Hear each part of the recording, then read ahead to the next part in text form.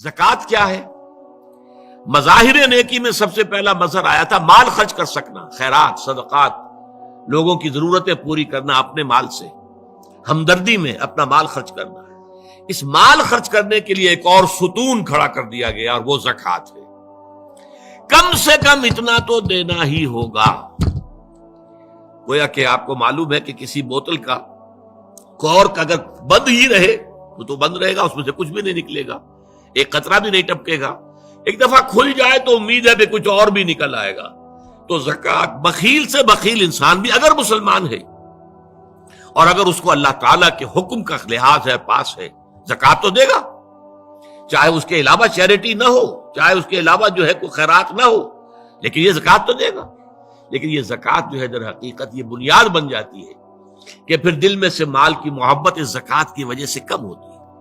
زکوٰۃ کے معنی یہ ہے پاک کرنے والی شے، تزکیہ ہے، یہ در حقیقت نفس کو پاک کرنے والی شے، طہارت نفس، قلب کے اندر سے مال کی محبت کو ختم کرنے والی شے۔ تو یہ دو ستون ہیں ہمارے دین کی۔ حضور کی ایک حدیث میں حضرت معاذ بن جبل رضی اللہ تعالیٰ عنہ سے مروی ہے، تو حضور نے، ویسے تو بہت طویل روایت ہے، وہ میں اس وقت ساری روایت بیان نہیں کر سکتا، حضور نے پوچھا حضرت، اس لیے کہ اس وقت خاص حالات ایسے ہو گئے تھے کہ حضور کی طبیعت میں بڑی بشاشت تھی حضرت معاذ بن جبل کے لیے رضی اللہ تعالیٰ عنہ۔ ایک سوال تو انہوں نے حضور سے کیا تھا، حضور نے اس کا جواب دے دیا۔ پھر حضور نے مزید دریائے سخاوت جوش میں آیا، حضور نے فرمایا وَإِن شِئْتَ حَدَّثْتُكَ يَا مُعَاذ بِرَأْسِ هَذَا الْأَمْرِ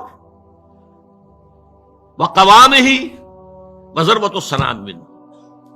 اے معاذ، اگر تم چاہو تو میں بتاؤں کہ ہمارے اس دین کی جڑ کیا ہے اور ہمارے اس دین کا تنا کیا ہے۔ قوام، یہ درخت جو ہے نا، آپ کو معلوم ہے، درخت کی مثال سامنے رکھیے کہ درخت کی ایک جڑ ہے اور درخت کا ایک تنا ہے جس کے اوپر پھر آگے شاخیں ہوں گی، اس میں پتے آئیں گے، اسی میں پھل یا پھول لگیں گے۔ وہ قوام ہے، کھڑا رکھنے والی شے۔ یہ جو تنا ہے یہ کھڑا رکھا ہوا اس کو درخت نے، پوس نے۔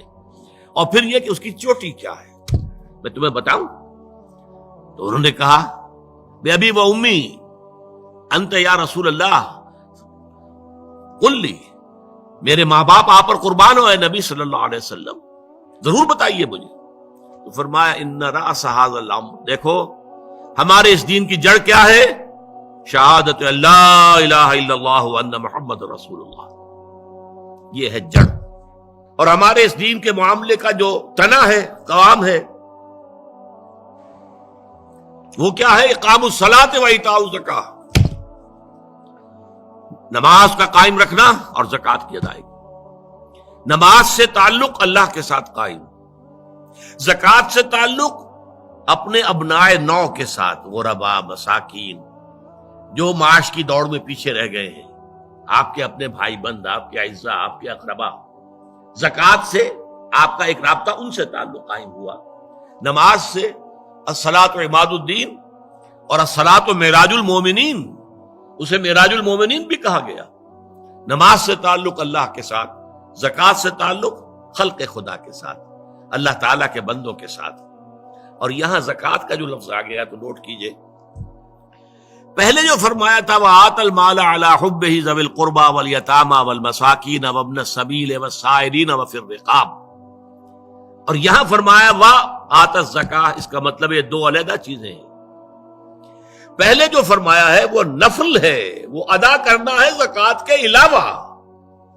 اس لیے ایک حدیث میں بھی آتا ہے، حضور نے فرمایا صلی اللہ علیہ وسلم ان فی المال لحقا سوى الزکاۃ، دیکھو مسلمانوں، یہ نہ سمجھ بیٹھنا کہ تم نے اپنے مال میں سے زکوٰۃ نکال دی تو بس اللہ کا حق پورا نکل گیا، نہیں، ان فی المال لحقا سوى الزکاۃ، تمہارے اموال میں اللہ کا حق ہے زکوٰۃ کے علاوہ بھی۔ اور پھر آپ نے وہ آیت پڑھی وَآتَ الْمَالَ عَلَىٰ حُبِّهِ ذَوِي الْقُرْبَىٰ وَالْيَتَامَىٰ وَالْمَسَاكِينَ وَابْنَ السَّبِيلِ وَالسَّائِلِينَ وَفِي الرِّقَابِ وَأَقَامَ الصَّلَاةَ وَآتَى الزَّكَاةَ، اس نے جو ہے مال دیا اس کی محبت کے علی رغم، قرابت داروں کو، یتیموں کو، مسکینوں کو اور مسافروں کو، مانگنے والوں کو، اور گردنوں کے چھڑانے میں، اور قائم کی نماز اور ادا کی زکوٰۃ۔ تو زکوٰۃ ایک فرض شے ہے اور وہ جو پہلے بیان ہوا ہے وہ نفل ہے، وہ اضافی ہے، وہ زکوٰۃ کے علاوہ ہے، وہ زکوٰۃ کا حصہ نہیں ہے، بلکہ در حقیقت اس جذبے کو سسٹین کرنے کے لیے زکوٰۃ کی حیثیت ایک ستون کی ہے، جیسے ایمان کو تازہ رکھنے کے لیے نماز کی حیثیت ایک ستون کی ہے، صلاۃ و عماد الدین، اسی طریقے سے انفاق اللہ کی راہ میں مال خرچ کر سکنے کی صلاحیت جو ہے اس کو برقرار رکھنے کے لیے زکوٰۃ کی عبادت فرض کی گئی۔